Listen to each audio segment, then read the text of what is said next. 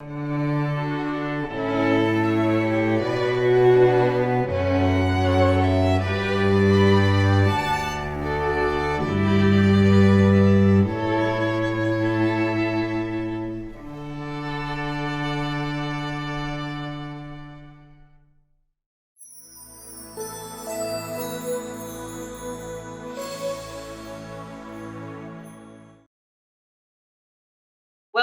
to Sister Power. I'm Sharon Thomas Yarbrough.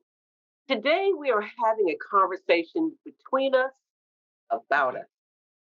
Sister Power talks with a Black activist and recording artist, founder and director of Strange Fruit Express, and a civil rights attorney about the indifference and the dismantling of the Black family and the importance of self-care.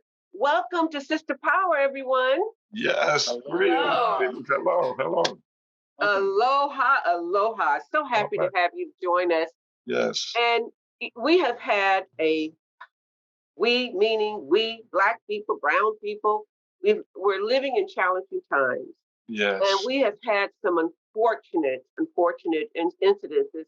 And Regi, you are our special guest. This is the first time on Sister Power. I'm going to start with you. Okay, great. What was your thoughts after the verdict of Chauvin in the murder of George Floyd? Oh, like so many other people, I was sitting and watching it, and I had two thoughts. The first was a change is going to come, and we're going to have to pay hell for it. And after I heard the verdict, I was in disbelief originally, and I had, in my spirit, I felt that it was definitely going to happen. There was no way they could humanly charge him not guilty and find him not guilty. And when I heard count one guilty, count two guilty, and count three guilty, I was just elevated to the atmosphere. And, I'm just so grateful that they finally got it right. But then I realized instantly that this is not justice. This is just accountability. So that was just not, we're in all for it. But that was just an act of accountability. And that's the road we have to travel now. Yeah, Andre is our civil rights attorney and personal injury attorney here in Honolulu, Hawaii. So, Andre, Mr. Floyd's family have won a small justice victory, but the sentencing is another story. That's right. Yeah. Will the sentencing follow through with a guilty verdict? What message will be sent to our communities if justice is not fully served? The judge has the power to enhance the sentence, basically double the sentence. And that depends upon if he finds that the actions of Floyd were totally reprehensible and malice of forethought and without any kind of justification. So, the murder in the second degree charge, carries a stiff sentence of a possibility of 40 years, and that could conceivably be enhanced. I look back on various things like, I remember the Rodney King trial in Simi Valley, where they that's where you get, an all-white jury. So in this particular case, there was no all-white jury. There was a jury that was diverse, and that made a difference. But the other thing was there was a serious prosecution of Derrick Shaman. Oh, yes. I mean, the police chief testified against him. I've seen that. I've never ever seen that. His supervisor testified against him. The training officer testified against him.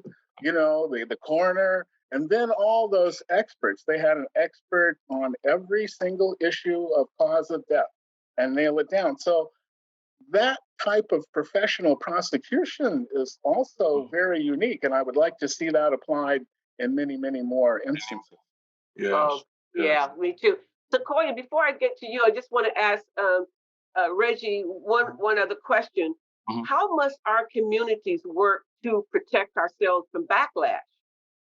I'm at a point. I've already served notice to my family that I'm hitting the streets now. I mean, my ministry and the recording and all that is now taking a back seat to my activism. And our community is now to rid ourselves of the backlash. We have to stand united like never before. And I'm actually, across the East Coast and West Coast here on stateside. I've already, got with some people, and we're ready to actually establish some, neighborhood patrols in the sense of this. Each time you see a police officer stop anybody, we have to immediately stop, not just pull out the cameras and film and all that type of thing. But I tell, if police can be armed with military gear and stuff like that, I'm telling everybody to go out and buy a Louisville Slugger and just keep it in your car, because I'm telling you, it's no way I'm going to stand as a man, as a proud Black African-American man. There's no way I'm going to stand and watch somebody be murdered. I'm not going to beg for nobody to, take their knee off of somebody's neck. I would rather be down there with them, because Martin Luther King said it best: if you don't have something you feel worth dying for, then you don't have a life worth living. It's the principle of it. We as a community have to say we're not going to take it back no more. We're just not going to take it no more. And I would rather get arrested, charged on battery of an officer to save somebody's life, as opposed to just standing there with my phone filming it. But there's no way I'm going to stand by to see that ever again. That's my commitment to myself. Yeah. Right on, right on. That reminds me Absolutely. that the Black Panther Party was started to patrol the police. That's right. And that's what we need. Cell phones and stuff, and so they carried guns and law books. That's it. And so that was why Huey Newton was certainly one of my heroes. Absolutely. Mine too. In the free Huey days. At the least, we can have pepper spray. I mean, that could have stopped Derrick Chauvin from, being on his neck for 9 minutes and 29 seconds. I would take that charge, just to save somebody's life. Yeah, absolutely. I hope our viewers are listening, because we can't hear another "I can't breathe, I can't breathe." Enough So, with that. Sequoia, it's the importance of self-care. Fighting for equality and justice is stressful work. How important is self-care? It's crucial to the whole complete package of us fighting for equality and justice. And, our African Americans, well, everyone across our African diaspora have always engaged in some form of self-care. It's based on our cosmological foundation, right? The family unit coming together through voice, through movement. And over time, as we spoke of the Black Panthers, they started introducing yoga and meditation. I know Angela Davis she discovered it while she was unjustly incarcerated in the day. And these are the things we can do right in the moment when we're experiencing these various degrees of oppression in our day, implicit to explicit biases, right? So you're having a moment. We all share this epigenetic kind of trauma, right? Into this generational kind of stress. And when things are happening to us, we're out there fighting for justice. We see the news, read something, and we feel it. We deeply, truly feel it deep in our soul and spirit. I know I do. I mean, it gets down to my womb. Every time one of our babies is hurt, is killed, my womb literally hurts. So in those moments, you need to stop right there in that moment. Breathe, meditate, bring in the ancestors, right? Say that prayer, whatever your cosmological foundation may be. Bring that in, pray for those families, our victims, ourselves, our community. Take a walk. You have to have that self-care. You have to get your mind, body, and spirit together, or else we can't get out there and protest and do what we need to do. And there's nothing selfish about taking care of yourself, right? And it also includes, as Regi mentioned, getting to know some self-defense, get healthy, right? Know what to do when the police approach you unjustly. Have a mediator for you, legal mediator, all these things we need to do on a daily.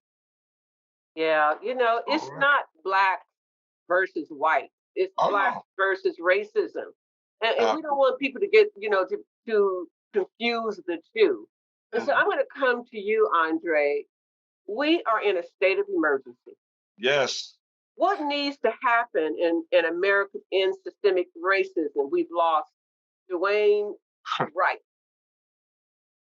Mackay, Ahmaud Arbery. Yes. They finally are convicting him. So, what needs to happen in America to end systemic racism? Because it is systemic, you need a systemic response. And that's why the federal um, laws that are being argued by the Democrats to reform policing, to eliminate the um, immunity defense, or at Yes. least the partial immunity defense, Right. Mhm. to reduce the power of the police unions, Yes. to Oh, reestablish the presumption that an innocent person who is unarmed should not be, gunned down. Only people who are threatening to harm others, should have a response, of defending, those other people. But looking specifically at the Honolulu situation, I was surprised to read in Civil Beat yesterday that the Honolulu prosecutor's office doesn't even investigate the shootings. They just take the word of the Honolulu Police Department for whatever they have to say and whatever resolution they want to give them. So the new prosecutor, Steve Alm, who I've dealt with as when he was a prosecuting attorney and as a U.S. attorney and a judge. But anyway, even he sees that there's something wrong with that system in which the prosecuting attorney that works hand in hand with the police but, officers in prosecuting cases. And so there's an argument as to whether or not they're even the most appropriate people to be doing it. But at least he's recognized that there should be a independent review of what the police are doing. There is also a state commission that's supposed to be reviewing that, but the governor hasn't released the money to staff the investigators and to pay for the staff to do their work. And so, it's a very, very, serious political problem. Yes, it is. wow. Wow. But we have to keep the pressure on. We have to. Oh, yes. Yes. And that's what I like seeing right now. I was looking at the Black Lives Matter website, and they basically keep track of things that are going on nationally. But we have to deal with things locally too. And so, the protest down at uh, Thomas Center, Thomas Square yesterday is keeping on the pressure. And I'm, gratified by seeing the young people in Honolulu and part Yes. of our Wow. Black Lives Matter movement stepping up and organizing protests and using social media and other avenues that we didn't use back when I was going to school back during the civil rights movement and all those things. Yeah, yeah. All right. All And right. yesterday, Andre, you had an article in the Star Advertiser, and it had reference to Ladani Miyani, the killing of him. Can you touch on that briefly? Well, basically, it's a very troubling situation. I mean, when I look at the situation, Mr. Madani wasn't necessarily accused of a crime. I mean, if you walk into a house without breaking in, and if the house is not locked, you haven't committed a crime unless and until they tell you to leave and you refuse to do so. So in this particular case, it appears as though he walked in. I haven't heard that he broke in or anything like that. And then he was told to leave and he left without taking anything, without hurting anybody or anything like that. So there was no crime there, really. And so for the police to come and react with their guns drawn, shining a light in his face, and telling him to get down on the ground is excessive force. That's the argument there. But some of the things that I was talking about is the fact that there really is there's no supervision of the Honolulu police. I mean, I had a case back in 2012 involving a local man by the name of Aaron Torres. Aaron Torres himself called 911 at 4 o'clock in the morning because he was having a medical emergency at his home in Waianae. And the 3 police officers showed up instead of the EMS or the ambulance. And the wife said that she wanted him taken to the hospital for observation. And he was agreeable to go for that, but the police wanted to handcuff him. And he wasn't agreeable with being handcuffed. And so he didn't fight the police, but he didn't make it easy for them to handcuff him either. And so they grabbed him, threw him down, and he wasn't a big guy, Filipino guy, 5'7", 160 pounds.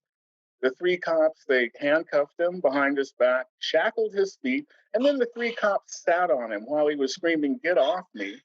And his sister, who I represented, said one of the cops actually shoved his face in the dirt to try to shut him up. Yeah. The city settled that case. They didn't even want to go to trial with that case, and they paid over $1 million in damages for that one.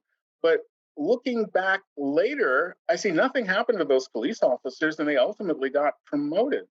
And so, what are they being taught? What's the supervision? And how are we going to improve? And there can be no improvement without some kind of independent oversight. Yeah, yeah, and I want people to know, our sister power viewers, that this is happening in Honolulu, Hawaii. They think that we only surf out here and that the rainbows are, and the sun is kissing our skin. We've got it happening over here. But Regi, I want to come back to you. Mhm. Explain racial trauma and its impact collectively and individually. Racial trauma at this point in time, collectively for us as a people, is just waking up every morning, wondering if we'll be able to go to our homes and go back to sleep at night, even in spite of the pandemic. We're at a point that I just refuse to be afraid. The minister part, the pastor part of me, God has not given us the spirit of fear. So, like I said, I'm at that point now. I'm getting older. When you reach this point in your life, it's like, if I perish, let me perish. But we have to be at a point now. If we all remember, let me just throw this in there. Back in 1985, Ronald Reagan fired the whole not the TSA, but the Air Traffic Controllers Union. He abolished it by one stroke of the pen. We've reached the point that we have to absolutely abolish the police unions. It's no other occupation in the world that you can have disciplinary actions after, a pile of them, like the guy Derrick Chauvin, and nothing is ever done other than you get promoted. We have given these police officers and people a license to kill, and they are exercising it because way back in the 60s, this is why every week, everywhere I go, I'm telling the young brothers, be careful about how you shoot one of your brothers, because we're going to need that brother when the things really jump off. And we now have a whole police department and a whole criminal justice system. They didn't get rid of the Klan. They just became police officers. They became judges. They became lawyers. And that's the problem that we have now. And so I'm hoping that's a roundabout answer to your question, Sister Sharon. But we're at the point now that just our very survival demands us to do more than just sit and just say that, we can't breathe. You back a man in a corner, it comes a time you just got to fight your way out of that corner. Yeah. Because we can't rely on the government. Everybody in my family, just like Brother Andre, daughter, wife, everybody, they're lawyers, And I mean, even the problems with, racism within, within the lawyers. I mean, it's just, we have to stand now and say, we're not going to take it no more. And, for God we live, for God we die. But hell with that, trying to, even when you comply, the brother down there in Elizabeth City, there's no reason for us to be getting killed and slaughtered like this. So I hope that's a roundabout way to answer you, Sharon. It's a very direct answer, and it's true. And so in Sequoia, daily, people of color endure systemic indignities and pressures. Where may we find self-care organizations or sites? Just to kind of pick up off of what Regi was saying, in terms of what we can do, I think it's very crucial for us to return to realizing the fact that where we put our money, we give our power. We the boys, the bois, said that right. And I think the answer would be, in terms of self-care, fighting back with our money. Also, we speak about defunding the police. Well, why not there be a strategy in terms of attacking their pension? Our taxes pay for their pension. the insurance companies that are associated with that, why aren't we focusing on that? Why are we paying taxes for them to essentially just kill us? So I think we need to start holding our money into our purses, buying Black, buying local, finding out what organizations, people in our communities are contributing to this kind of anti-Blackness campaign to push us back hundreds of years. Yes. I think recently, I know the Michigan police fortunately fired that Dave Grossman police trainer who would basically say the benefits of killing us is that you have great sex. Oh, Yes. what a evil demon that one is. So I think there are many organizations to add to that question, but the key to self-care, not only is like taking care of ourselves internally, mind, body, and spirit, is to get back to finding, like, follow the money. Yes. Have control with our economics. I think it's very key to that, and where our taxes go. So in terms of organizations, there's girltrek.org. That's girl, TREK.org, a wonderful organization on helping to guide us through self-care, the people of color. If it really goes deep, in terms of that trauma, you've got the African American Therapist Directory, and that's at africanamericantherapist.com.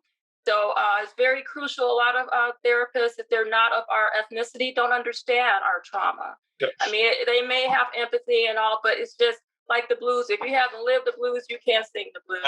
So you need to find your own, right, to help you to work through that epigenetic trauma that we have to experience. There's therapy for blackgirls.com. We got Black Self-Help listing. That's a really good listing. It's at darkstars.typepad.com. It's listed there on the screen. And that's a whole full listing of the whole genre, from yoga, meditation, how eating correctly, good health is very important about our diet. We got to get off of those foods that put the sugars on us and the cancer. And Black Doctor Health Wellness News. Thank you, Sequoia. You're welcome. All of that. So, Andre. Yes. What are your thoughts for the next step? We have to keep the pressure on. Yes. I mean, the reason why things seem to be moving right now is because of the massive pressure, the people that took the streets after the murder of George Floyd.